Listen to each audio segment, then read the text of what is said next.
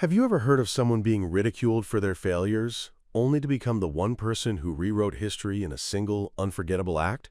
That's what happened to Commander Liana Voss, a woman branded reckless and inefficient, laughed at by her own troops, and shamed by her superiors for what they called her wasteful tactics.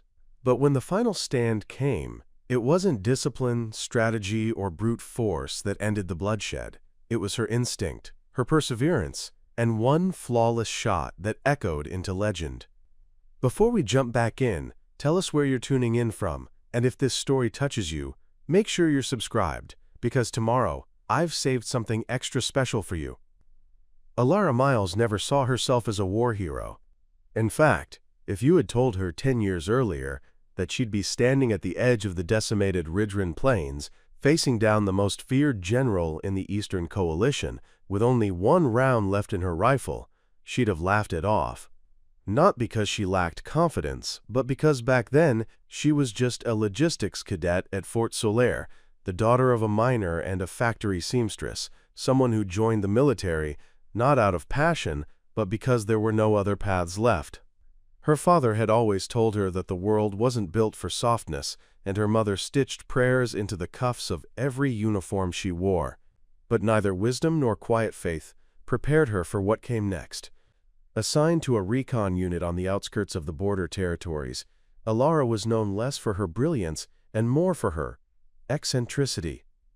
She didn't follow formation strictly, adjusted protocols on the fly, and was constantly reprimanded for expending too many rounds during practice. They said she fired too much, relied too heavily on instinct, lacked the patience of a true marksman. They said she wastes ammo. Her nickname, Whistle Shot, started as a joke, because whenever her bullets missed the mark, they'd whistle past the target, and when they hit, no one noticed, because the times she succeeded were quickly overshadowed by the times she didn't. She had a knack for improvising that baffled her commanding officers, and it didn't help that she kept surviving ambushes she should have never gotten into in the first place. She wasn't a rule follower. She wasn't tidy or efficient. She was messy, reactive, and always moving on instinct. In the neat, rigid structure of the Ridgeron Defense Corps, she was a complication no one wanted. Still, she was never kicked out. Some said it was because she had friends in logistics who covered for her. Others believed it was luck. But the truth was simpler. She got results. Not consistently. Not the way the manuals dictated. But in the field, her gut kept her alive, and sometimes it kept others alive too, though few gave her credit for that. The war had already dragged on for 5 years by the time her squad was reassigned to the Severin Line, a crucial defensive hold above a craggy bluff that overlooked the borderlands. Most of the real action had shifted east, but this outpost was still considered high-alert territory. Enemy drones scouted it daily, and the Eastern Coalition's infamous tactician, General Caldor Vex, was known for testing weak links along the ridgeline before launching full assaults. Ilara's team was considered expendable, a decoy unit, some whispered. But she didn't care. She was used to being underestimated. What none of them saw coming, what none of them could have prepared for, was what would happen on the cold morning of the 88th day of standby. The day the long-range communications cut out, the day the eastern skies went quiet, and the day Caldor Vex didn't test the line, but crossed it. By then, Liana had become second in command of the squad, not through rank but by the sheer attrition of leadership. The lieutenant had been injured weeks earlier, and morale had plummeted. They were tired, stretched thin, and when the alarms began screaming at 0400 hours, most of them thought it was another system malfunction. But it wasn't. Within 20 minutes, the first wave hit, an elite unit of drones sweeping low and fast, breaking through the perimeter sensors, and tearing through the camouflaged bunkers. Chaos unfolded. She barked orders, but few listened. The squad was split. Some ran, some froze. Others tried to hold the eastern corridor and were obliterated in seconds. Amid the carnage, Liana didn't panic. She moved fast, unpredictable, like always. By noon, their unit had lost 2/3 of its members. By nightfall, the enemy had surrounded the outpost, and begun taunting them over the hijacked comms. They were outgunned, outnumbered, and out of time. And yet, she stayed calm. Sinkaman. She remembered a spot, one she'd found during a patrol weeks earlier. A collapsed watchtower on the southern ridge that had a clean line of sight across the entire valley, barely visible, but structurally intact. No one else paid attention to it. But she had. She had calculated the trajectory of the cliff walls, the wind current patterns, and the angle of light at dawn. She had tested it quietly in the evenings when everyone else was eating. But no one knew. No one cared what she did on her wasteful solo sessions. And now, she had one bullet left. Literally one. Her team had depleted their supplies. The ammo stockpile was destroyed in the second strike. Reinforcements weren't coming. They were ghosted. And Kaldor Vex was broadcasting his victory countdown live, promising to erase the last defenders of the Severin line within the hour. The world had moved on from Ilara Miles. But she wasn't done. Not yet. Ilara Miles had always existed slightly out of sync with the world around her, as if her internal compass pointed a few degrees off from everyone else's. She wasn't the type of person to command attention in a room, nor did she try to. Her presence was quiet, a kind of subdued persistence that took time to notice. She had sharp eyes, hazel but flecked with stormy gray, and the kind of expression that made people assume she was constantly thinking about something more important than the current conversation. Her features were neither harsh nor particularly delicate, and her lean frame gave the impression of someone accustomed to movement, to always keeping one foot ahead of danger. There was something cautious in the way she carried herself, like a fox moving through unfamiliar woods, listening for trouble with every step. Born in the soot-covered mining town of Ravel's End, Ilara grew up surrounded by the rhythm of extraction, machines that never stopped, men who came home broken, and women who stitched wounds with thread and silence. Her father worked the black stone shafts, returning every evening coated in dust that clung to him like a second skin. Her mother operated one of the town's repair shops, fixing uniform seams and salvaging scraps of tech from discarded army supplies. Life there was defined by survival. Not glory. Not hope. Just endurance. From the age of 9, Ilara knew how to read power grids, reset drones, and fire a training pistol. Not because she wanted to, but because it was the only way her family could stay safe.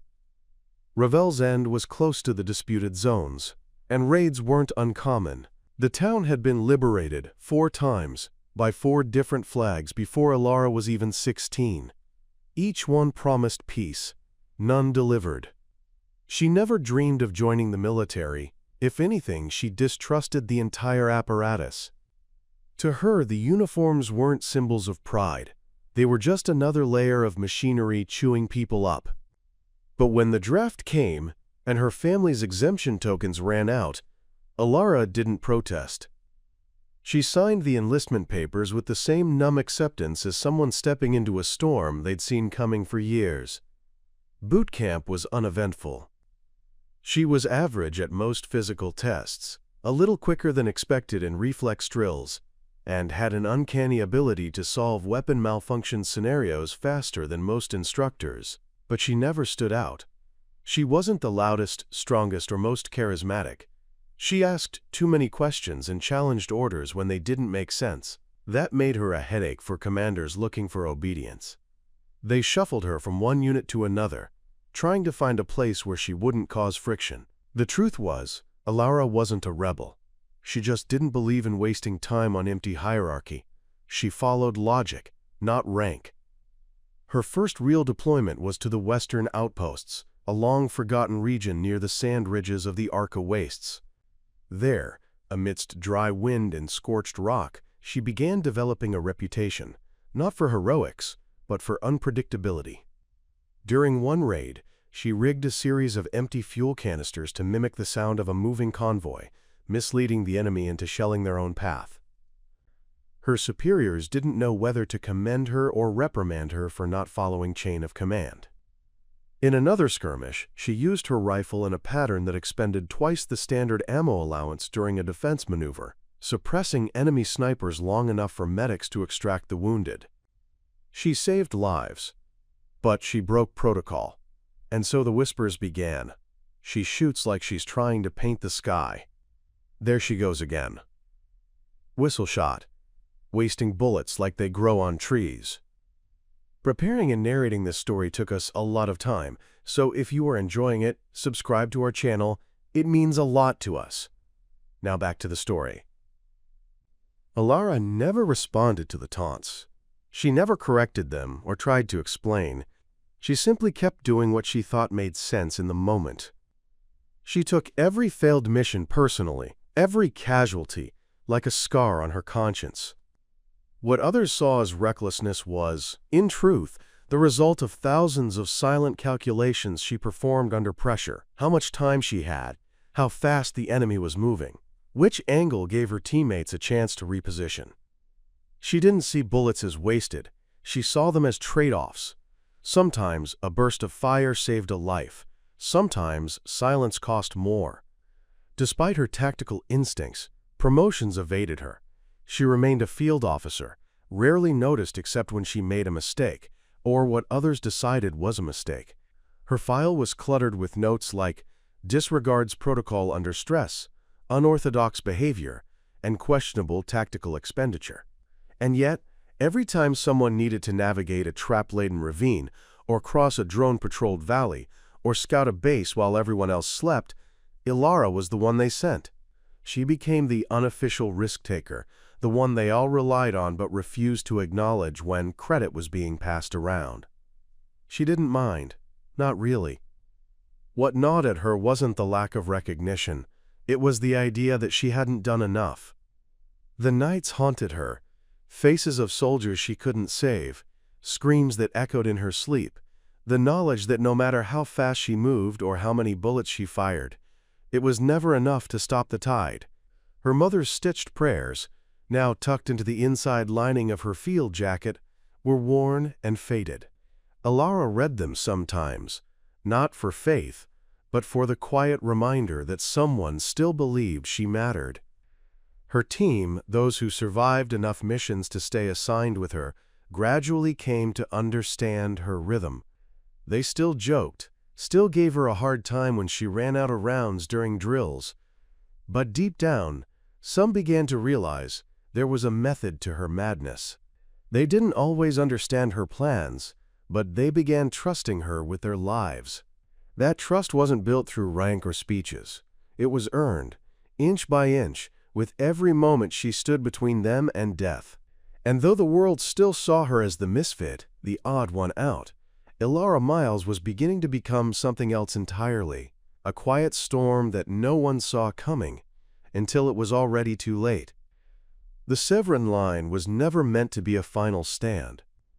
It had been designed decades earlier as part of an old border containment system, a string of concrete bunkers and watchtowers stitched like uneven teeth along the jagged spine of the Severin Ridge.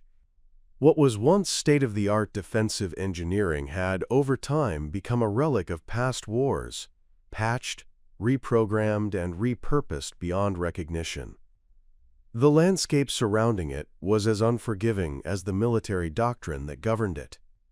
Steep crags cut through the earth like ancient wounds, forming deep ravines and narrow passes that made any coordinated movement a logistical nightmare. The soil was a dull gray-brown, dry and cracked, never quite fertile enough to sustain crops, yet too volatile to leave unguarded. The wind was a constant presence, sweeping down from the east with the cold bite of high-altitude currents and the low howl of something ancient and tired. The outpost itself, labeled Severin 08, sat near the middle of the line. It had once served as a signal relay station, but with time and conflict, it had been retrofitted into a hybrid command center, sniper nest, and triage shelter. Its walls were thick, with mismatched layers of reinforced alloy and salvaged blast panels. From a distance, it looked like a dented fortress hunched against the slope, a rusted sentinel defying the inevitable. Inside, The layout was claustrophobic: narrow passageways, flickering lights, and repurposed storage compartments that doubled as sleeping quarters. There was always the scent of oil, blood, and something metallic that lingered, no matter how many air filters were replaced. The entire structure groaned under the weight of history, and every soldier stationed there felt it like a second skin. Above the compound, jagged cliffs jutted toward the sky, casting long shadows that moved like specters as the day turned. Below, a valley stretched outward in uneven ridges, once a natural boundary, now the front line of a conflict that had burned for so long it no longer needed a name. The Eastern Coalition's territory lay just beyond the last visible crest, obscured by dust storms and drone fog, a persistent reminder that no matter how still the day seemed, death could arrive without warning. Skirmishes along the Severin line were common, but never decisive.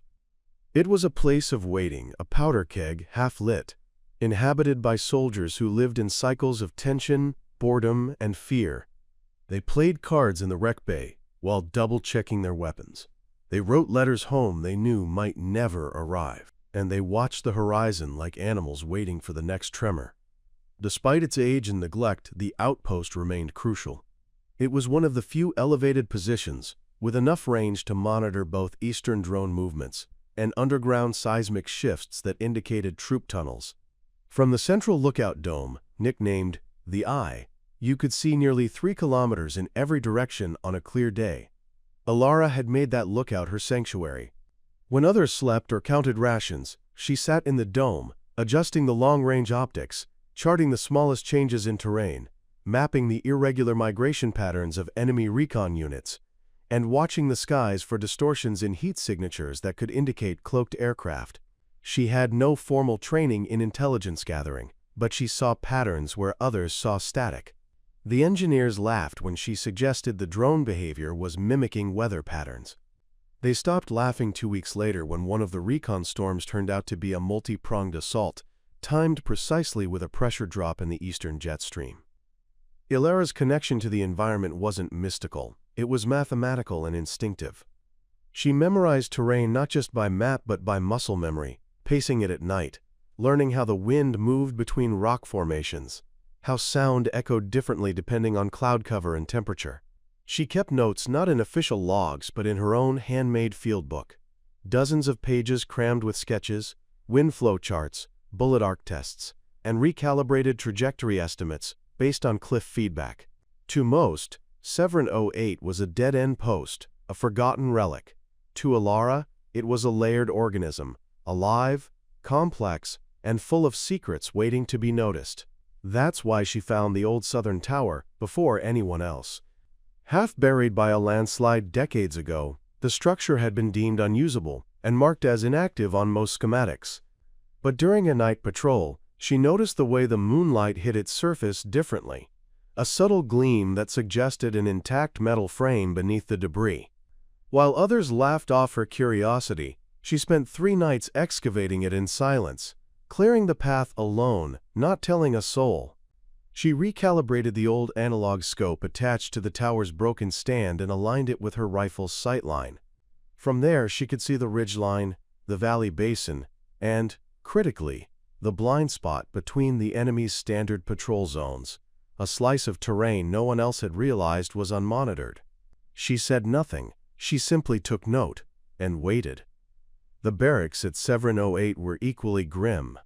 The communal showers leaked more than they sprayed, and half the mess hall equipment hadn't worked since the last drone EMP. The coffee was powder. The meals were ration bricks, softened in recycled water. Everything about the place was designed to break people down slowly. No single overwhelming trauma, just the slow erosion of morale over months of neglect. And yet, some stayed sharp, those like Alara, who weren't looking for glory but for patterns, for timing, for an opening. The weather mattered more than the politics. The wind mattered more than the strategy memos sent from command posts hundreds of miles away. Here, decisions weren't made in conference rooms but on instinct. When to duck, when to hold, when to fire. The Severin line wasn't built for heroes, but it was built for survivors. And in that battered place of rusted steel and dust-choked skies, something extraordinary was quietly taking shape. Ilara knew it. She could feel the tension in the ground, the shift in pressure. Something was coming. She didn't know what yet, but the land was warning her, and she was listening. To understand the conflict Ilara Miles found herself in, you had to understand the man who had been haunting the borderlands like a ghost with a god complex, General Kaldor Vex. His name alone carried the weight of 1,000 whispered stories, none of them confirmed, and all of them terrifying. Vex was not just a commander. He was a strategist, born from the wreckage of old wars, a child of failed treaties and collapsed republics who had grown up studying not military codes, but the fractures in human nature. While other officers built careers through structure and compliance, Vex learned to weaponize chaos. And unlike most high-ranking officials who remained behind secure fortifications, issuing orders from a distance, he was always close to the action. Close enough that his soldiers fought with the desperation of those being personally watched by the blade of their master. Base. He had risen through the ranks of the Eastern Coalition faster than anyone in recorded history. Some claimed he manipulated entire cities into surrender without firing a shot. Others swore he orchestrated false flag operations so precise they rewrote entire borders overnight. But one thing was certain. Wherever he went, something snapped. He had an unnatural ability to find the psychological fault lines in any unit, any leadership, any terrain. His forces didn't just fight, they dismantled. They erased the structures of control, created confusion, sowed fear. His doctrine was not built around firepower but collapse. To him, the battlefield was not a contest of weapons. It was a mind game, and Vex always played 10 moves ahead. Ilara first heard of him not through official briefings, but through the jagged rumors traded over half-functional comms between units stationed near the ravines. A convoy of medics that disappeared after a shadow passed overhead. A fortified camp that fell in 10 minutes with no survivors, their systems hacked and their signals rerouted to call in fake orders. They said he used silence like a scalpel, cutting communication lines just long enough for panic to spread. They said he had eyes everywhere, drones that mimicked birds and insects, always watching, always learning.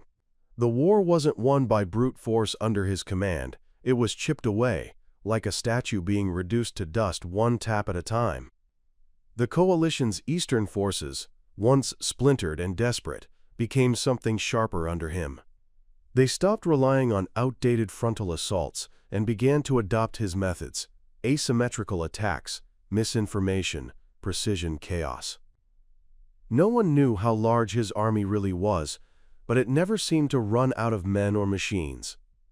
Entire platoons were erased by what scouts described as nothing more than a flicker on the horizon, followed by static and silence. Where he struck, not even data survived. And now, intelligence reports had placed him near the Severin line. Or more precisely, no one could say where he was, which in itself was a sign. That was his way. If you were guessing, he was already winning. The real terror of Vex was that he didn't attack when expected.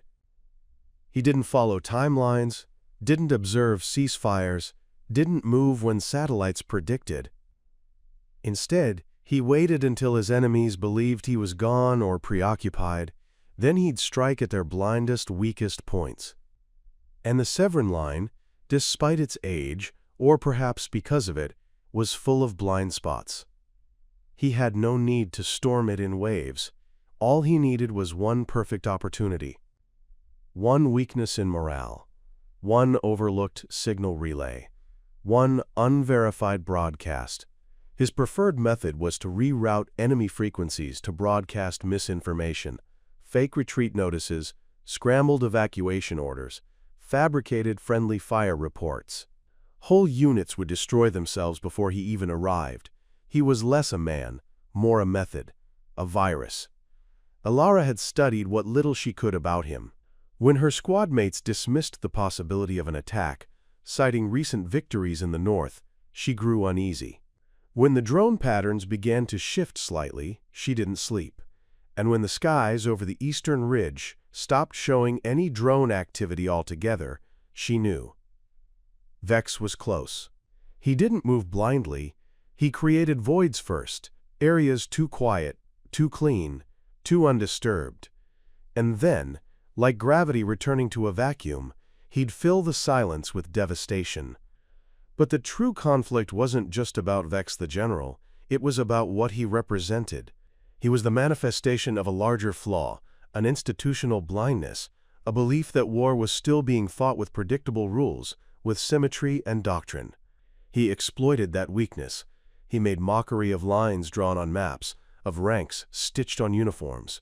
And to the Central Command of the Allied Protectorate, the ones who insisted on strategy over instinct, efficiency over flexibility, Vex was both their nightmare and their mirror. He was what they would become if they ever truly adapted to the new warfare. For Alara, the arrival of Kaldor Vex in her sector was more than a threat. It was a collision course. Because everything he stood for, the unraveling of systems, the manipulation of perception, the undermining of trust, ran directly against the gut-deep truths she'd built her life on. He thrived on predictability wrapped in chaos. She was chaos that refused to be predicted. The moment she saw the first signs of his patterns, drones pulling back, heat signals vanishing, communications growing increasingly erratic, she knew the countdown had started. The others were slower to understand. The command center dismissed her concerns as overcautious anxiety. Field reports were filtered through multiple channels, softened, redacted, delayed. But Alara didn't wait for permission. She moved her gear to the southern tower. She triple-checked every firing angle, recalibrated every scope, ran heat detection simulations by hand, and prepared a final contingency plan. Not because she thought she could stop Vex, but because if he was coming, then someone had to be ready, not with a grand strategy, but with a single deliberate action. The kind that didn't come from manuals or chain of command. She knew what the others called her behind closed doors: whistle shot, the ammo waster, the one with no discipline. Let them say it. Let them laugh. Because she wasn't fighting for validation. She was preparing for the moment when everything broke, and when it did, she intended to be the one holding the last piece that mattered. The shot that would matter more than all the rest. The one he wouldn't see coming. The summer heat pressed down on the high plains like a burden too heavy to bear, and even the wind had forgotten how to blow. Sand kicked up lazily around their boots as Dahlia and her small unit trudged through the rugged terrain north of Varelio's last known stronghold. After the standoff in the crumbled village of Cuerno, Command had reassigned her to what they called a low-risk border sweep, code for punishment duty after the stunt she pulled with the sniper rifle. To them, it wasn't strategy, it was rebellion. She disobeyed orders by breaking formation and taking a lone shot that turned the tide of a skirmish. Instead of praise, she got silence. Instead of recognition, she got reassigned. But Dahlia didn't flinch. She wore their disdain like she wore her scars, part of the uniform, part of the job. The 5 soldiers in her team were fresh recruits, barely older than boys, their eyes still full of questions about war and glory, their hands still hesitant around the weight of a trigger. They followed her like shadows, unsure if they feared her or respected her, but knowing deep down that they should probably do both. Dahlia didn't speak much. She listened, to the hum of the radio, to the crunch of the earth beneath their feet, to the quiet pulse of danger that never quite went away. She moved like a woman who'd seen too much and said too little. She carried herself with the haunted calm of someone who didn't believe in luck anymore, only precision. They bivouacked near the old fuel depot on the 5th day. Night came fast on the open plains, and the stars blinked overhead like distant spectators to their silent patrol. Dahlia spent her evening alone as usual, cleaning her rifle in the dying light while the others huddled over cheap stew and traded nervous banter. They tried not to stare, but she felt their eyes. They whispered about her, The way she handled her rifle like it was an extension of her soul. The way her aim seemed to have its own heartbeat. But mostly, they repeated the phrase that had followed her like a cruel shadow since that disastrous ambush 3 months ago: she wastes ammo. She could still hear Sergeant Delroy scoffing after she emptied half a clip on 3 moving targets through smoke and fog. He didn't see the bodies fall, he only saw the bullet count. Never mind that her bullets had been the only ones that found their mark that day. Never mind that his precious calculation of supply chains and logistics didn't account for the human cost of hesitation. That phrase stuck, infecting the barracks, the ranks, the command, and now it had infected these boys too, the ones she was supposed to protect. She should have been used to it by now, but it still dug into her ribs like shrapnel every time. On the 6th night, while the others slept, a sharp crack pierced the silence.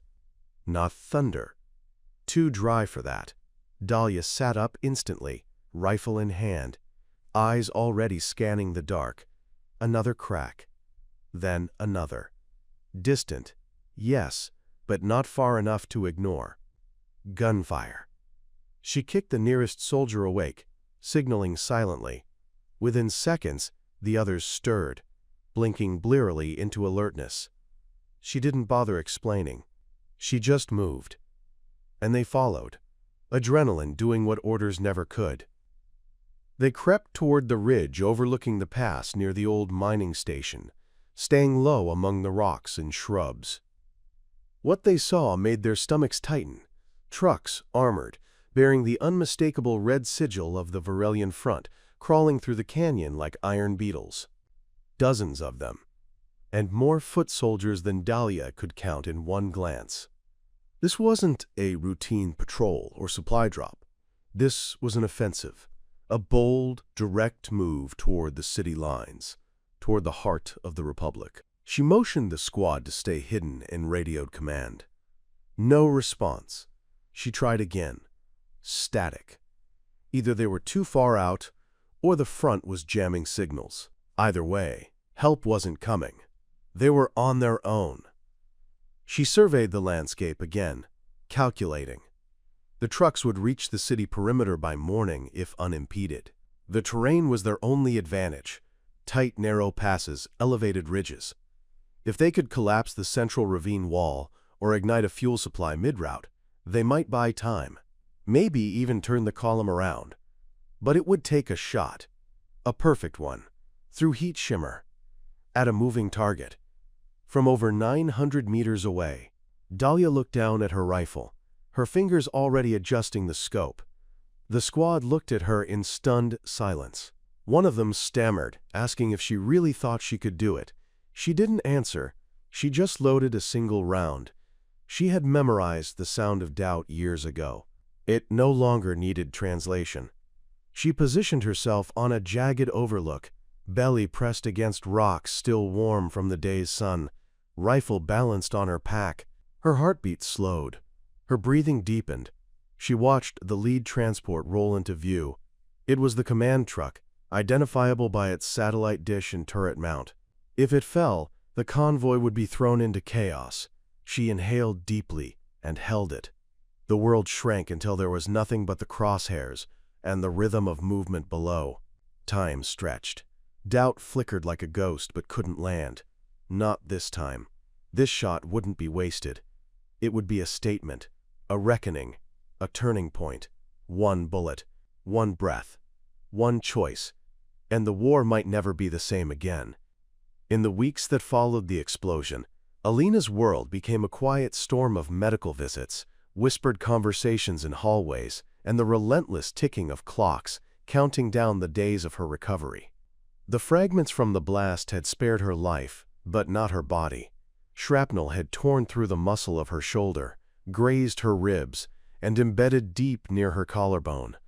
The field medics had done all they could before the evac chopper arrived, but when she awoke in the military field hospital just outside Darvik, she was told plainly, she would not be returning to the front lines anytime soon.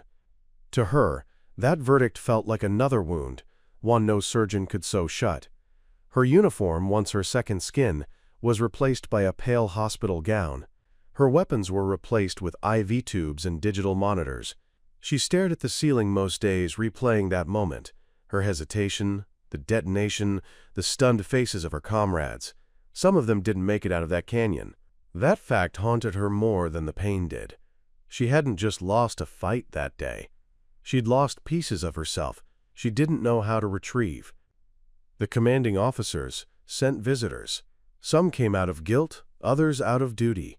Jonas showed up the most, his face always straddling the line between worry and regret.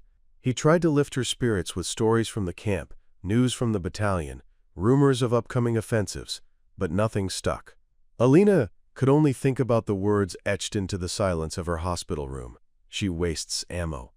Over and over, it looped in her mind like a broken broadcast. A mocking mantra that wouldn't let her forget the look in Major Reddick's eyes. A look that said, "You're a liability, not an asset." She wasn't allowed to attend any strategy briefings. She wasn't cleared for the firing range. Even the simplest physical therapy felt like punishment for something she couldn't name. Worse still was the pity. Nurses treating her like a fragile ornament, soldiers averting their eyes when passing her bed, as if to not catch her disgrace. Alina, though, did not surrender to stillness. She began to study. Not war journals or command protocols, but ballistics manuals, topography maps, enemy patterns. She borrowed books from the base archive and had Jonas sneak her encrypted field footage. She couldn't move much without pain, but her mind sharpened in the quiet. Every night she mapped enemy artillery positions in her mind, replayed drone footage, until she could predict the next 3 movements of an enemy truck, the likely range of a mortar based on soil depth, wind flow, and angle of impact. While the doctors healed her body, she re-engineered her mind for precision. She knew she would return, and when she did, she wouldn't just be ready, she would be irrefutable. It was during one of her late-night study sessions that a voice entered her room quietly. Captain Evander Marsh, head of reconnaissance, leaned against the doorway with a tablet in hand and a raised brow. He had heard from Jonas about her unusual nightly habits and came to see for himself. Instead of reprimanding her, he sat beside her, scrolled through some field notes, and quizzed her.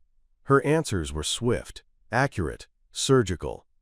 Impressed, he returned the next day, and the next. Soon she was consulting on recon reports unofficially. Marsh became her quiet advocate, never speaking her name aloud in meetings, but always returning with more questions, more data, and, one day, a challenge. "If you were in the tower at Sector 5, he asked, and had only one shot to stop an inbound armored column, how would you do it?" Alina outlined her plan in under 30 seconds. Marsh didn't say a word, just nodded slowly and left. The next morning, Alina received clearance to train in the simulation room under the guise of neurotactical recovery. No one needed to know she was back. Not yet. She liked it that way. Physical therapy remained grueling. The shoulder wasn't healing cleanly, and the scar tissue burned with every stretch, every lift. But pain was no stranger to Alina. It was merely another opponent to outlast. She adapted her shooting stance, adjusted her grip, learned to fire in microbursts instead of sustained volleys. She recalibrated her breathing. Each shot she practiced in the sim room was not just a pull of the trigger, but a reclamation. Of her name. Of her legacy.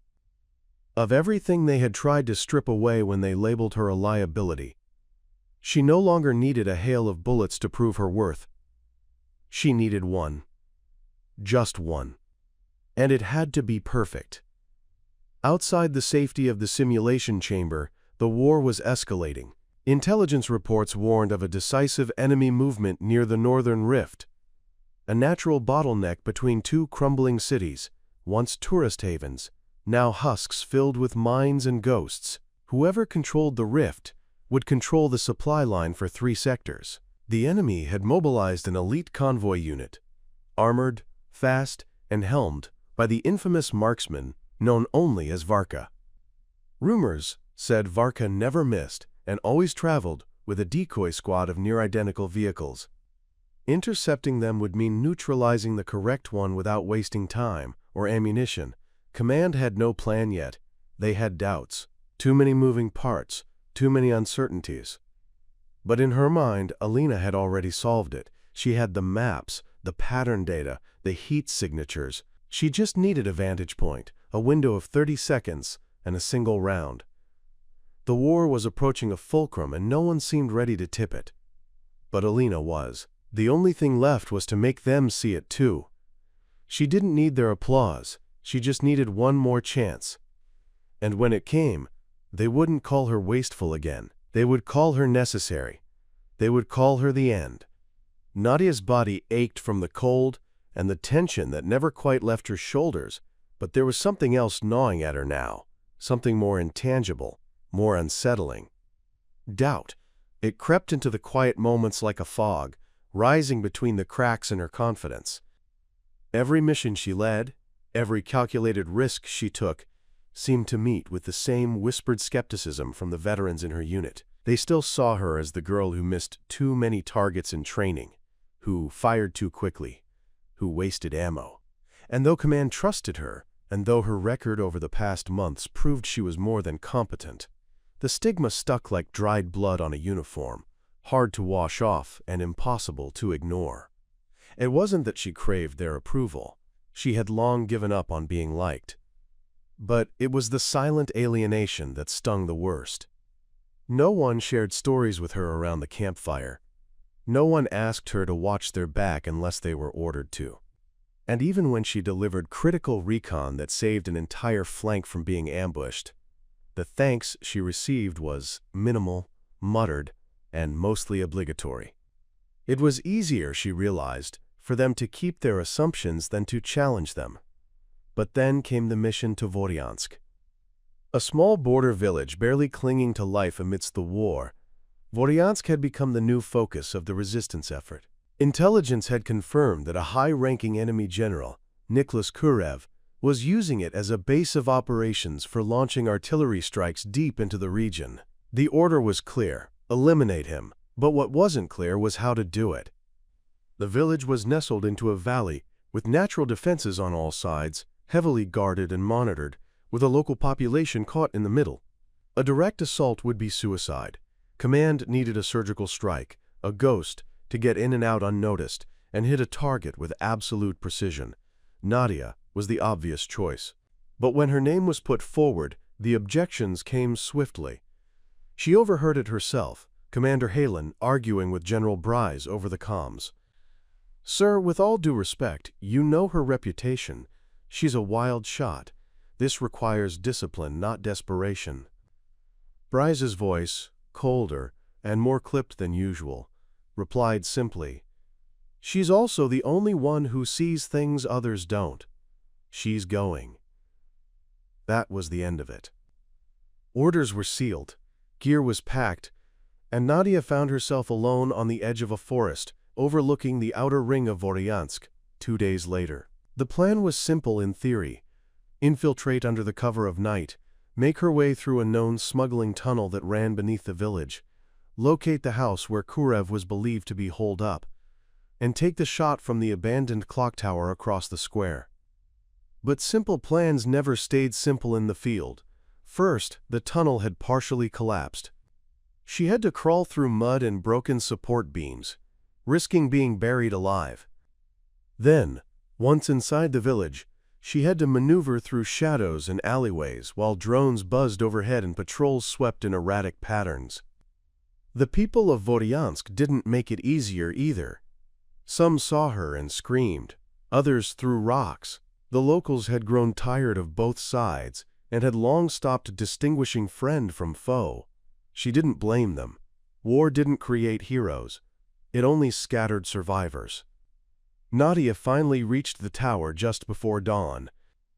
Her hands were scraped raw, her clothes soaked through, and she had only 1 round left for the long-range rifle strapped to her back. The rest had been lost during her scramble through the tunnel collapse. 1 round, 1 chance. She set up on the tower's ledge, its wood rotting beneath her elbows, and adjusted the scope. The house across the square was quiet. Too quiet. She waited, breathing steady despite the cold air cutting through her. Minutes dragged like hours. Then the front door opened. A tall man emerged, flanked by 2 armed guards. He had a cigarette dangling from his mouth, the same grayed beard from the intel photo. It was Kurev.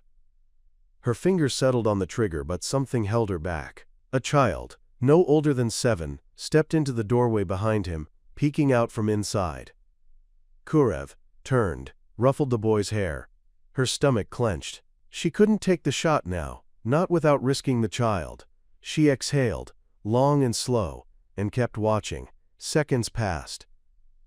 Then the guards turned away, and Kurev lit his cigarette, stepping a few meters forward into the open. The child had retreated inside.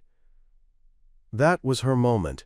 She realigned her scope, calculated the slight breeze, adjusted for elevation, and squeezed the trigger. The rifle barked once, then silence. Kurev crumpled instantly, the guards frozen in place as they processed what had just happened. Nadia didn't wait to admire her shot. She disassembled the rifle, tucked it away, and slipped out of the tower before the panic set in. Her extraction point was 2 kilometers east, through dense forest and patrol zones. She moved like a shadow, every footstep measured, every breath deliberate. It took nearly 6 hours before she reached the evac point and transmitted her signal. A drone picked her up just before sunset. When she arrived back at base, the camp was already abuzz. The word had spread. General Kurev was dead, taken out by a single shot from an unseen sniper. The war's momentum shifted within days. Enemy morale plummeted, their forces retreated from several strongholds. And just like that, the tide turned. But for Nadia, the shift was more personal. The next morning, as she sat cleaning her gear in the common area, one of the older sergeants, Karel, the same one who once scoffed at her in training, walked over, nodded, and said nothing. Just handed her a fresh magazine and walked away. It wasn't an apology, but it didn't need to be. She had spoken with action, and they heard her loud and clear. Under the dusty blue skies of the borderland's eastern front, Reka awoke to the smell of ash and the echo of distant shellfire. Her ears still rang from the skirmish the night before, her breath shallow from exhaustion, but the gnawing determination in her chest refused to let her rest. Around her, the small resistance unit she had been temporarily assigned to stirred from their shallow slumber. Most of them were young, barely old enough to shave or tie their boots with precision, and their eyes carried the dull, frightened glaze of those who had seen too much and trusted too little. Reka had become a symbol among them, but not in the way she hoped.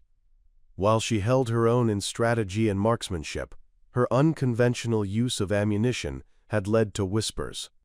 They thought she wasted bullets, carelessly sprayed into empty hillsides or into the dirt to scare off enemy scouts.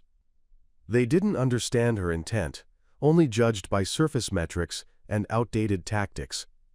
Still, she had no time or energy to argue her case. Instead, she focused on survival and on the haunting memory of her brother's sacrifice that clung to every fiber of her resolve. The morning briefing was terse. Captain Aylin, a grizzled veteran with a limp and a voice like gravel, paced before the group, outlining their new orders. The resistance had intercepted a series of coded transmissions, suggesting a major offensive was being planned by the Dominion. They were massing their forces near the Saran Cliffs, a natural bottleneck that overlooked 3 strategic villages and a crucial dam that supplied electricity to half the region. If the Dominion seized that high ground, the rest of the countryside would fall like dominoes.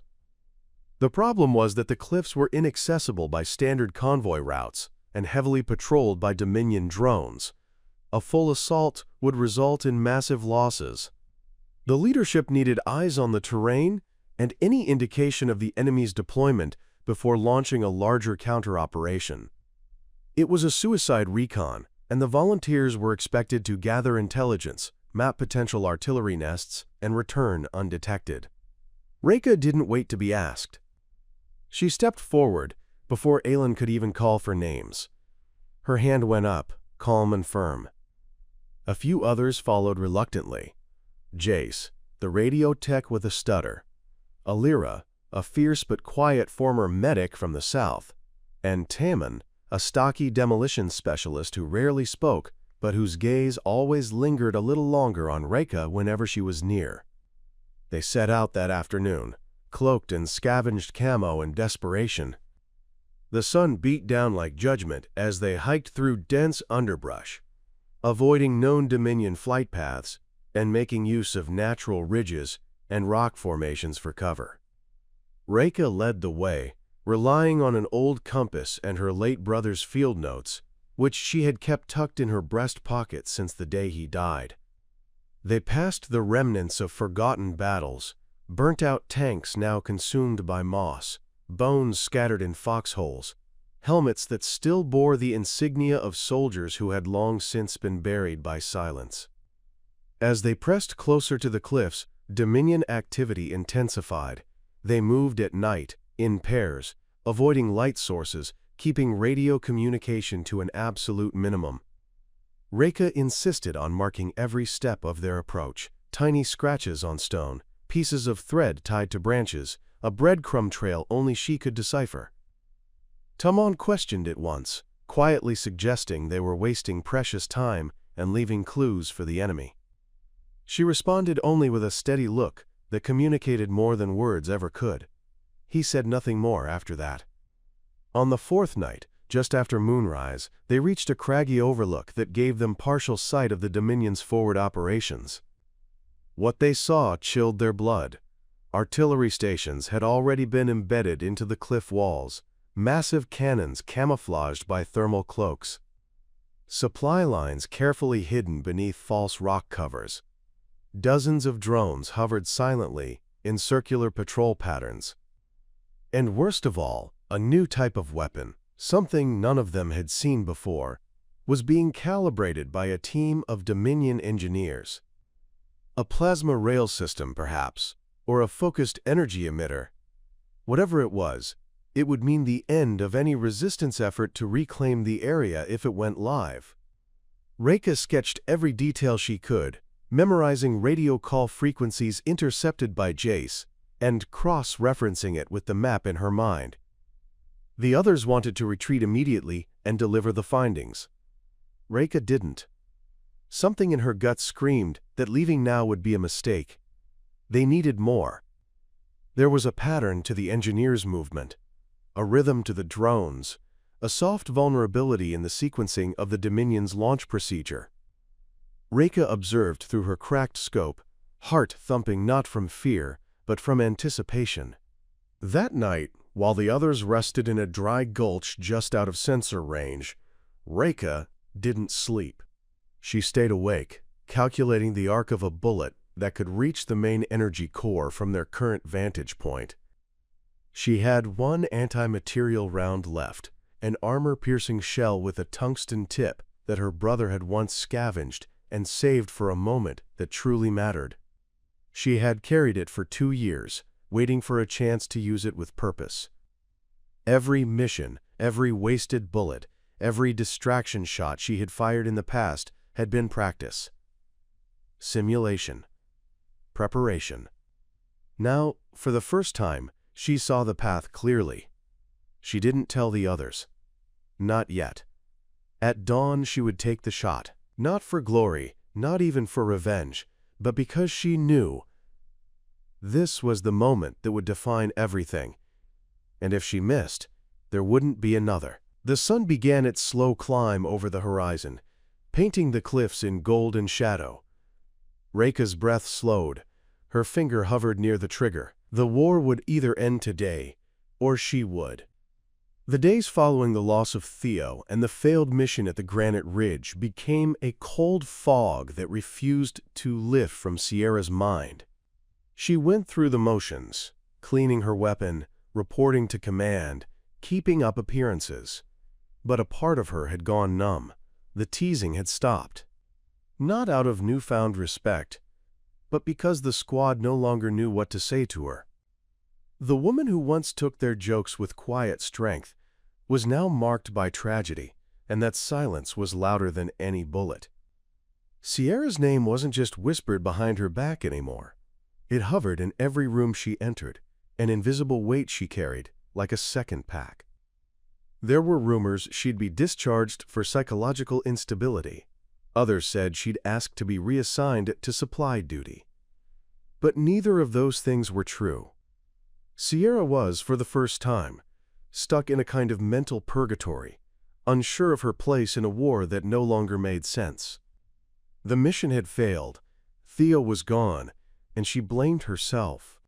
If she had taken the shot earlier, if she had ignored Theo's caution, if she hadn't hesitated, would he still be alive? She replayed the moment over and over like a film reel, watching the explosion, seeing his silhouette vanish in that orange bloom, and each time it hollowed her out just a little more. Captain Rourke had tried to speak to her a few times, but Sierra shut down every attempt. He wasn't just her superior officer anymore. He was a painful reminder of everything she had lost. It wasn't until she found herself walking the perimeter wall at sunrise, standing where Theo once stood with his stupid jokes and hopeful eyes, that she realized she couldn't live in this half-state much longer. Either she found a reason to keep fighting, or she'd slowly disappear inside the very silence she had embraced. One night, weeks later, she was summoned to the command tent. She expected reprimand, perhaps a final talk before being relieved of duty. But instead, General Halverson himself was waiting for her, a rare appearance from the man known as the Iron Wall of Saladin Base. He didn't waste time. Laid out before him were recon maps, heat signatures, and intercepted communications. "We have one chance left," he said, his voice as hard as the name he carried. "One shot. One mission. You're the only one who can do it." Sierra stared at the table, the coordinates leading to a hidden artillery complex buried beneath the Ember Valley. The target wasn't just strategic, it was decisive. Take it out, and the enemy's long-range shelling capabilities would collapse. Fail, and they'd rain fire on every outpost from the East Mountains to the southern rivers. "Why me?" she finally asked, not out of humility, but genuine disbelief. Halverson didn't flinch. "Because you don't miss when it counts, and because this war needs a symbol right now, not just a soldier." The weight of that answer settled in her chest like armor. She left the tent that night, not feeling healed, but called. There was no ceremony, no squad sent with her this time. It would be a solo infiltration, one shot, from a distance no ordinary marksman could pull off. The enemy had bolstered their defenses with signal jammers and thermal camouflage, but Sierra knew the terrain like the lines of her own hand. She had studied it before the Granite Ridge op and committed every ridge and rock formation to memory. If she could get to the Eagle's Nest, a sharp, nearly vertical cliff that overlooked the Ember Valley, she'd have a clear shot, but there would be no extraction team, no backup. Evil. If she failed, she wouldn't be coming back. She prepared in silence, packing only what she needed. Her rifle, a modified variant of the MXR-21 with a reinforced barrel and custom suppressor. Theo had helped her design it months ago, joking that it would be the gun that ended the war. She almost smiled remembering that. Almost. Before she left, she pinned a small patch to the inside of her jacket. It was Theo's unit tag. She would carry him with her, just as he had carried her belief when no one else did. The journey to the Eagle's Nest took 2 nights. She moved like a ghost across the Badlands, bypassing drones, evading patrols, and surviving off stale protein bars and adrenaline. She didn't speak, not even to herself. It was as if the land understood the importance of her silence. On the 3rd morning, before dawn cracked open the sky, she reached the cliff. The wind was brutal. Thin air bit into her lungs. Her hands were raw, her limbs aching. But she crawled forward on her belly, positioning her rifle with the reverence of someone laying down an offering. Through the scope, she could see the camouflaged entrance of the artillery complex. The blast doors would open in exactly 23 minutes, according to the intercepted codes Halverson had given her. When they did, she'd have less than 5 seconds to make the shot before the shields re-engaged. No second chances. No backup. She adjusted the scope, accounting for wind shear and heat distortion. Her finger hovered over the trigger, not trembling, not hesitant, just waiting. In those moments, with the valley breathing below her and the sky still bleeding its first light, Sierra found something she had lost for months. Stillness. Not peace. Not forgiveness. But stillness. The kind that only came when a person finally accepted their place in the storm. Her watch ticked. 23 minutes turned to seconds. And Sierra, the woman who once wasted ammo, narrowed her eyes, inhaled once, and waited for the moment the world would open. And she would answer it.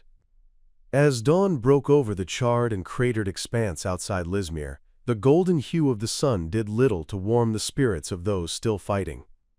Smoke rose in lazy tendrils from collapsed buildings and burned-out tanks. The scent of ash, gunpowder, and despair still clung to everything, like an invisible weight. Yet amidst the chaos, something was shifting. Subtly, imperceptibly at first, but real. Mira felt it before she could articulate it. For days now, she had operated in silence, a shadow weaving between ruin and enemy patrols. Gone were the jeers about wasted ammo. The command had gone quiet about her methods, and even Colonel Vance had stopped trying to redirect her.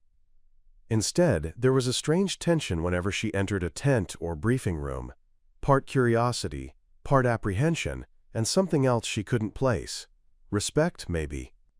But Mira had no time to dwell on interpretations. She was too busy piecing together the final movement in a long, painstaking symphony of war. While General Rykov and his men continued to decimate outlying settlements, Mira had set her sights on something far more elusive, his hidden command post. A mobile fortress deep in the mountains, obscured by natural terrain and shielded by layers of decoys, intelligence had tried and failed to pinpoint it. Drones disappeared mysteriously, satellites were jammed. But Mira, in her unorthodox way, had done what the analysts couldn't.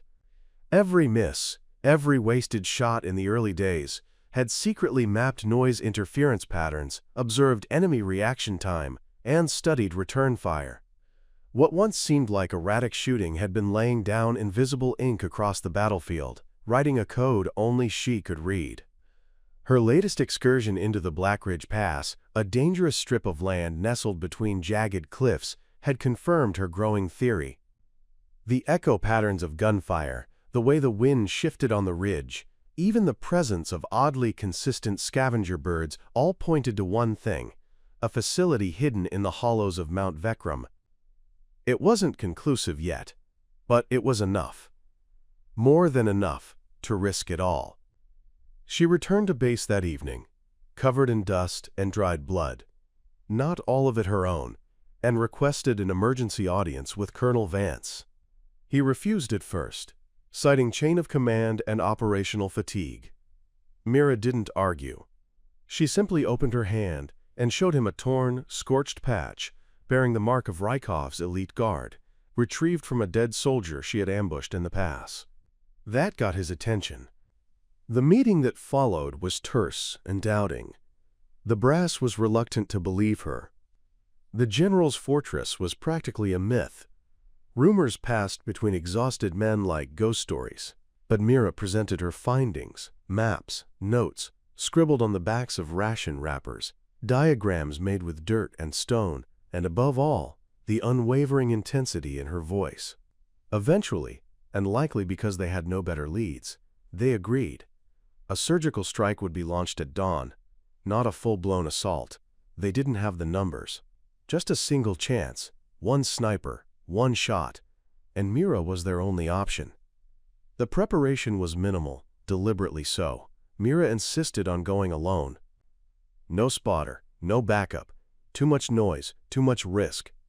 Instead, she requested only one thing: access to the prototype ZR-91, a high-caliber rifle capable of penetrating reinforced steel from 2 miles away. It had been mothballed due to recoil instability, but Mira had trained in silence with similar weapons for years. This rifle was perfect. She named it Lucille, after her mother's lullabies. She began the ascent of Mount Vekram under cover of night, her gear stripped to essentials: no armor, no radio, just her rifle, her rangefinder, and a single bullet cradled in a velvet pouch. The trek took 8 hours. She climbed cliffs with bleeding hands, navigated icy ridgelines, and dodged patrols. Her mind didn't wander. Every thought was calibrated, mechanical, laser-focused. There was no fear left, only purpose. By mid-morning, she reached the perch she had calculated, the edge of a natural stone arch, overlooking the northern face of the mountain. Below, shrouded by mist and camouflage netting, nestled a structure almost indistinguishable from the landscape. But her eyes, now seasoned by hundreds of hours of silent reconnaissance, saw the imperfections. The shimmer of heat exhaust, the sharp edge of a square panel, the faint glint of a watchtower window. She had found it. The command post. She lay prone, adjusted the bipod, and locked her breathing. Mira waited, not just for the target, but for the right conditions. Wind had to die down, mist had to part, her heartbeat had to steady. She watched the entrance, and at exactly 10:43 a.m., a tall figure emerged, flanked by 2 guards. General Rykov. No mistaking him, same rigid posture, same scar slicing down the side of his jaw, same black uniform. Mira blinked once, then adjusted the scope. The moment was here. Years of ridicule, months of danger, and weeks of pain came down to this fragile slice of time. She exhaled slowly, like releasing the last of her past. Her finger squeezed the trigger with the gentleness of a prayer. The recoil nearly dislocated her shoulder, but the sound that followed was unlike any other. The silence afterward was deeper than before. No birds stirred, no wind. Just stillness. Through the scope she watched Rykov stagger, a coin-sized hole centered on his forehead. His guards froze, then dropped to the ground, yelling into radios. But it was too late. Command had fallen, with one perfect shot. She didn't move. Not yet. The war wasn't officially over. But it was changed. Forever. And this time, no one would say she wasted anything. The morning that followed was silent, almost reverent in the way the world seemed to hold its breath. Smoke still rose from the ridge where the last battle had burned through the night, but the air held a strange calmness, as if the war for a fleeting moment had truly paused. Talia stood just beyond the hill's crest, her rifle at her side, and her boots sunk into the damp, scorched earth. Her breath was steady, her muscles still tingling from the tension of the night before, but her heart was something else entirely. It was no longer just heavy with the burden of survival, nor just weary from the constant threat of death. It was brimming with something new, something rarer than hope in wartime. It was filled with clarity, the kind that doesn't whisper, but rings like a bell through the soul. Because last night had changed everything, not just for her, but for the entire theater of war. And now, as the wind gently blew ash across her boots and sunlight cracked through the smoky horizon, she knew she had crossed into a new chapter of her story. The sniper shot she took was being talked about on every radio frequency, whispered among soldiers and shouted among captains. A shot fired across a moving train carrying the enemy's top brass, at a distance that most believed impossible, from an angle that offered only a brief window of sight, had ripped through metal, glass, and fear itself. The result: the enemy's commanding general lay dead, his inner circle fractured, and their latest offensive thrown into chaos. But it wasn't the kill that haunted Talia. It was the silence that followed. That heavy, breathtaking silence, after she had pulled the trigger, when her scope cleared and she saw the limp body collapse backward, sending the rest of the compartment into a scrambling frenzy. It wasn't victory that swept over her, it was stillness. It was the realization that every missed shot she had ever taken, every insult she had endured, every doubting glance or scornful remark about her training, they had all led to this single, unrepeatable moment. One perfect shot that broke the back of an entire war front. But now that the dust was settling, command needed her for more than one miracle shot. Colonel Garrow had sent a secure message during the night requesting her immediate presence at base command. The message didn't include praise, commendation, or even thanks. It was brief, almost cold. Just a line: report, mission continuation imminent. She read it over and over on her handheld display, the green text flickering in the dawn. Talia knew enough to recognize what that meant.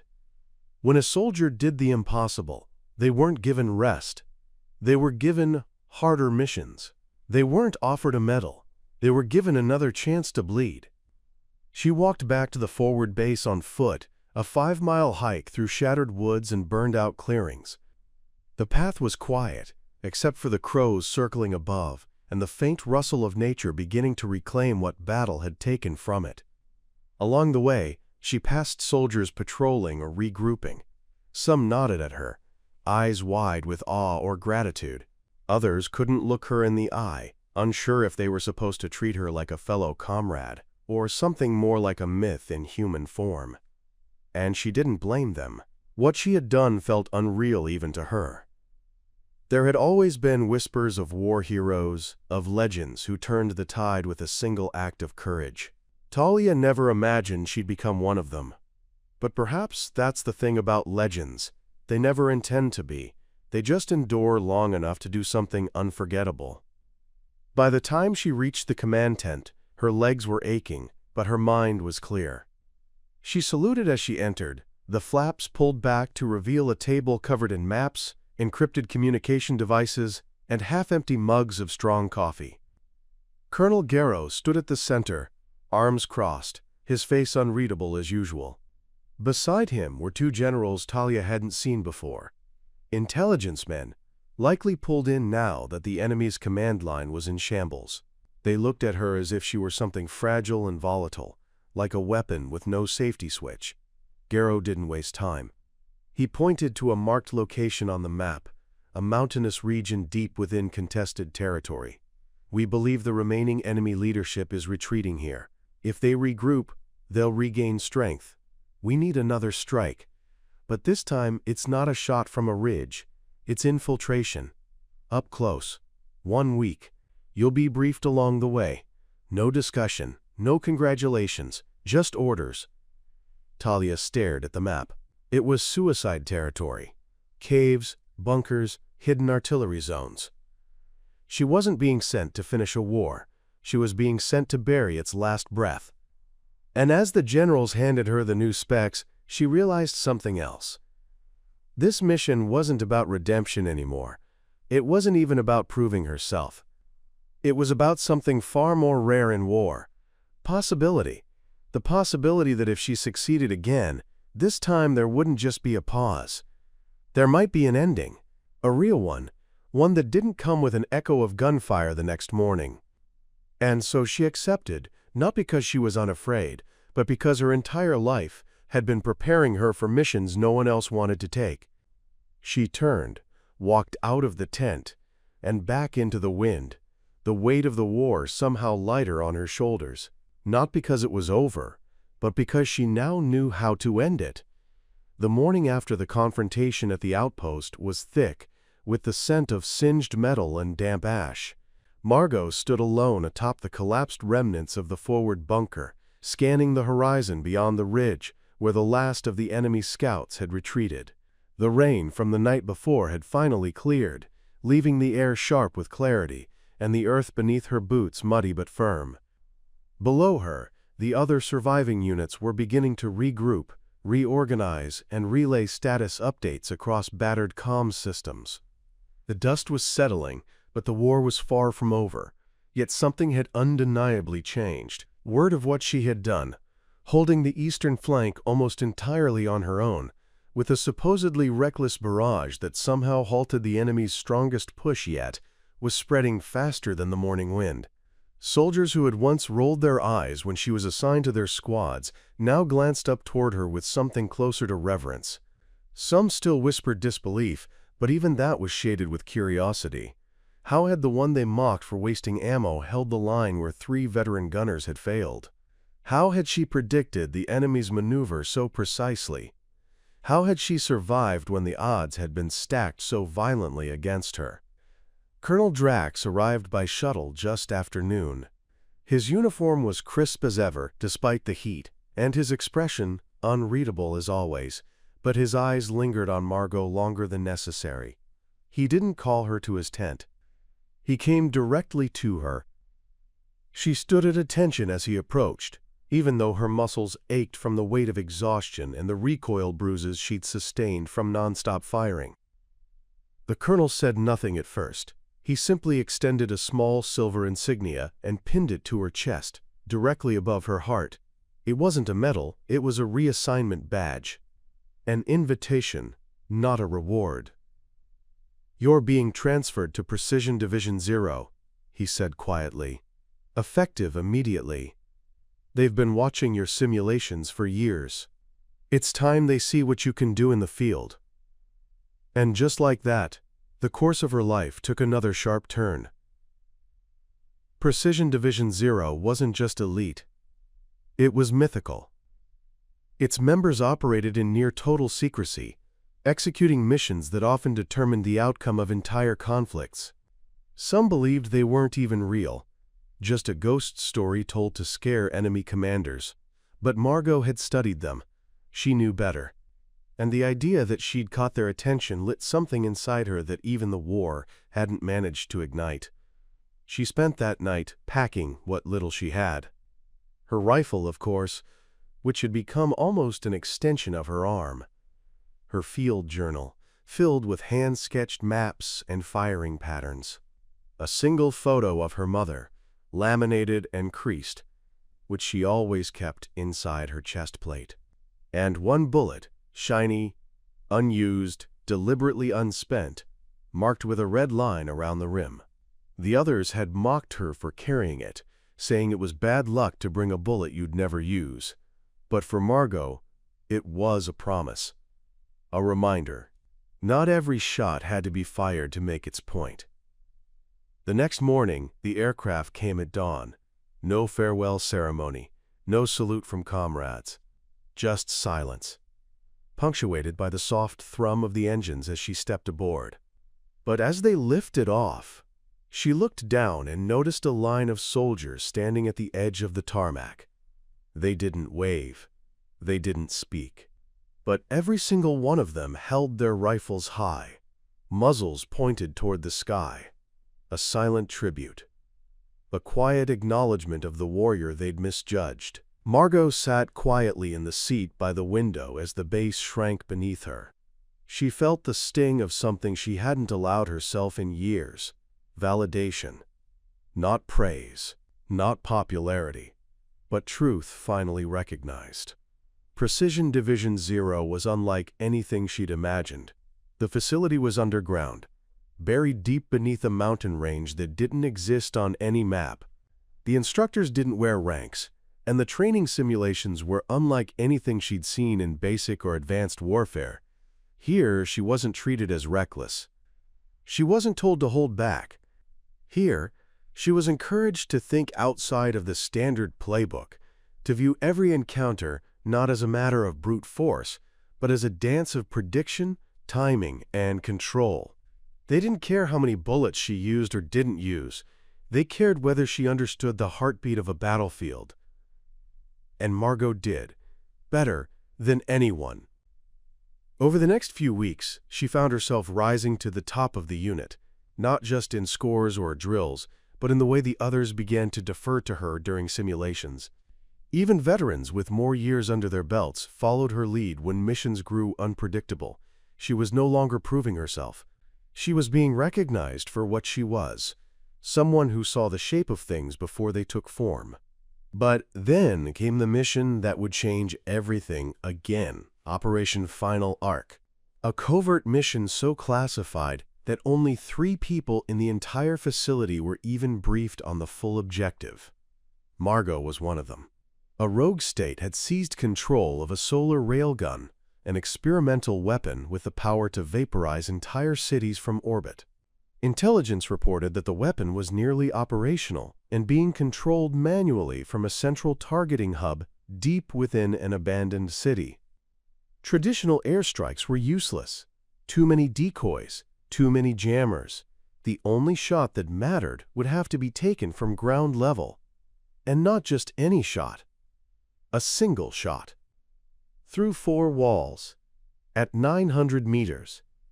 With wind, heat shimmer, and structural collapse in progress. No support, no backup. 1 shooter. 1 chance. The entire war balanced on that trigger. Margot said yes before they even finished explaining. Because she'd been preparing her whole life for this. Not to fire wildly. Not to silence doubters. But to take the one shot that mattered. The one shot that would end it all. As dawn broke over the scorched ridge, the light crept over the steel and sorrow of what had once been a forward line. The battlefield, still humming with the static of war's recent echo, stood eerily silent, blanketed in smoke and the scent of burnt gunpowder. Ray's fingers trembled slightly as she adjusted the scope on her rifle. Her eyes were raw from the endless hours of watching, waiting, calibrating. She had barely slept, yet her senses were unnaturally alert. In the 12 hours since Captain Moss's last intel burst, Ray had charted every potential angle of movement from the enemy's retreat zone. She had paced every ridge, mapped out the slope patterns, measured wind shifts with scraps of grass. She was now the only line of precision between survival and slaughter. Below the ridge, buried in the thicket of dry brush and thornweed, their communications rig had picked up a fragmented call, a distress transmission laced with panic. The enemy, realizing they had been outmaneuvered, were rallying their remaining forces for one final push, a desperate strike to cripple the northern provinces before the ceasefire accord could be signed. Ray knew that if they succeeded, months of diplomatic efforts would collapse, and the war would spiral into something no one could contain. All they needed was one sniper to pin down the operation, disrupt the enemy convoy's lead unit, and buy time for the air support en route. One perfect shot. Ray's orders were clear: hold the ridge, deny the pass, and end this. But no one had said how. And certainly, no one had trusted her to be the one left standing with that responsibility. She could hear the weight of their doubts in every decision made over her head. And yet, here she was, alone, positioned in silence, the final variable in a war equation that now hinged on more than calculation. It was instinct. It was memory. It was everything her father had taught her in the early light of their prairie hunts. Everything her mother drilled into her with tales of distant ancestors who carved peace out of chaos. She had been forged in both fire and frost, shaped not by metals, but by the hours spent in overlooked trenches and unnoticed acts. The sound of movement snapped her thoughts into focus. Through the lens, shapes began to rise on the path between the 2 largest boulders, a formation of infantry flanking a convoy. Then, the glint of something larger, a high-armored mobile carrier, mounted with a modular EMP cannon designed to shut down entire defense grids in under 30 seconds. Ray's breath steadied, not out of fear but from the calm that preceded purpose. She adjusted for wind, elevation, and velocity. Then, recalibrated. The convoy slowed. Its lead gunners scanned the ridge, perhaps sensing something, or maybe it was just routine. Ray didn't blink. She recognized the man. Commander Drolovich, one of the most ruthless tactical engineers the enemy had bred. They said he never showed his face unless he was confident it was the endgame. If he was here, this was it. Ray had one shot, not just to wound or warn, but to finish it. She inhaled deeply, and thought of the kids who used to play soccer on dirt lots near the outposts, of the night shift medics who sang lullabies over injured soldiers, of her little brother's crooked grin and the last photo she had of him before he disappeared during an ambush. This shot wasn't for glory. It was to preserve the fragments of humanity still clinging to the bones of this war.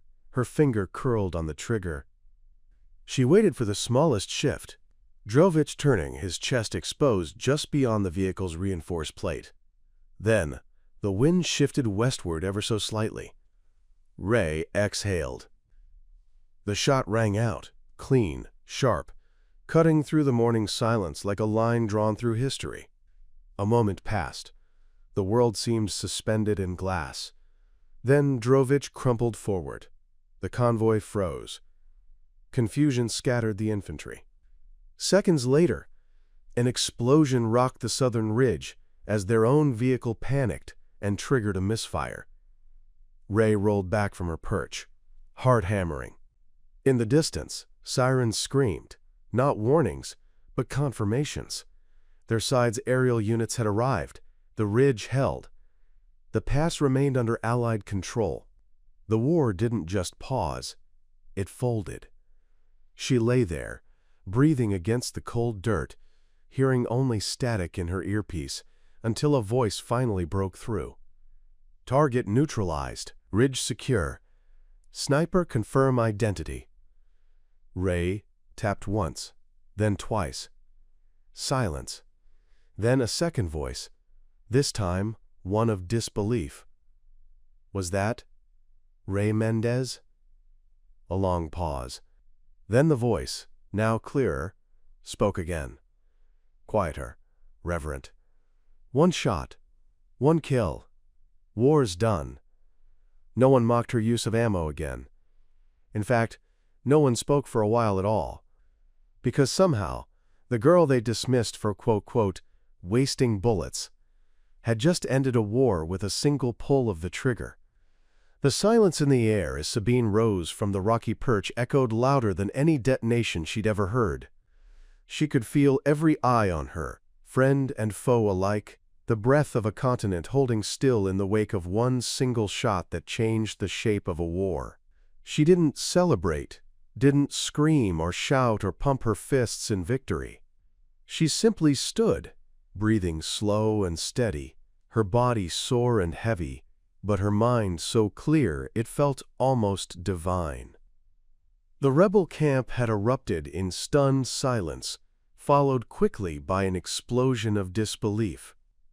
Scouts scrambled out to confirm the unthinkable, to verify that the impossible had happened, that Liana Voss, the undefeated commander of the Concord Legion, had been brought down by a single bullet. The man who had shattered nations and broken armies now lay crumpled beside his scorched transport, his command unit destroyed in a flash of steel and precision that no one could explain except to point in Sabine's direction and whisper, "She did it." For a long moment, no one approached her. Even Eland, rushing in from the lower ridge, halted halfway up, unsure whether he was looking at the same woman he'd known for all these years. He blinked at her like she might vanish, like she was some myth who had stepped out of the dirt to deliver justice by her own rules. When he finally reached her, he didn't speak. He just reached out, gripped her shoulder tight, and nodded. That was all the validation Sabine needed. The following hours were a blur of motion and noise. The Concord line collapsed, not in a dramatic firestorm, but like a fractured dam suddenly giving way under pressure it could no longer contain. Their central command severed, their chain of orders lost in the chaos, the enemy forces scattered. Some fled, others surrendered en masse. The few who fought on did so out of confusion rather than loyalty, and most were quickly disarmed or overtaken. By the time dawn painted the sky over the ravaged hills, the war that had consumed half a decade had ended, not with a treaty or a siege, but with one perfect shot delivered by a woman no one had expected to matter. In the rebel camp, the celebration was thunderous. Bonfires crackled, not with destruction but with relief, with laughter, with music that hadn't been played in years. People hugged each other like survivors of a storm that had finally passed. And at the center of it all, Sabine sat quietly under a worn canvas shelter, her rifle propped beside her, her hands wrapped around a tin cup of lukewarm coffee. She didn't crave the attention or the glory. She let others tell the story. Eland, Calix, even Rena, who wept when she saw Sabine and kissed both her cheeks like a sister returned from the dead. They spun their versions of the tale with wild energy. How Sabine had seen what others couldn't. How her patience, her stubborn practice, her obsessive study of wind and terrain had led her to that exact moment. They all believed it now. No one dared to call her wasteful anymore. The phrase, "she wastes ammo," became a bitter joke, a forgotten insult, swallowed by the magnitude of her success. But Sabine didn't laugh.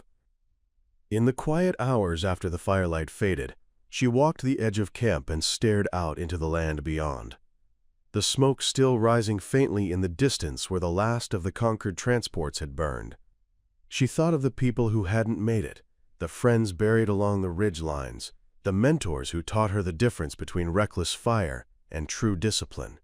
She thought of her mother's final letter, crumpled and worn in the inner pocket of her jacket, the one that had told her, "You'll never be ordinary, and that will hurt, but it will also save lives." For years, Sabine had feared that she was simply pretending at competence, mimicking greatness without ever achieving it. She'd thought her uniqueness was a flaw to be corrected, a target painted on her back. Now, she saw it differently. She wasn't just another marksman in the field. She was the kind of force that could end wars, not because she was ruthless, but because she knew when to act with purpose.